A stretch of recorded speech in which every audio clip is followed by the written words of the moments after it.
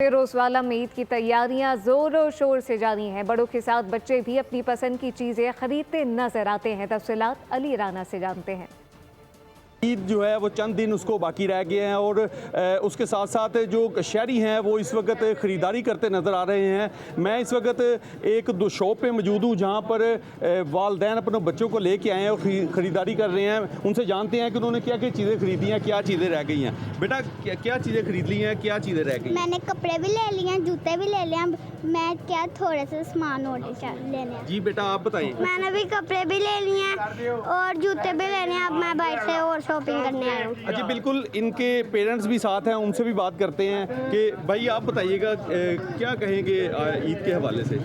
ईद के हवाले से सबसे पहले तो महंगाई बहुत ज़्यादा है। जो पिछली दफ़ा चीज़ 1000-1500 तक मिल रही थी, आज उसके रेट जो ना वो डबल होके 2530-3000 तक हैं और मुश्किल तो पेश आ रही है। लेकिन ईद है, बच्चों ने शॉपिंग करनी है तो फिर वो कर रहे हैं।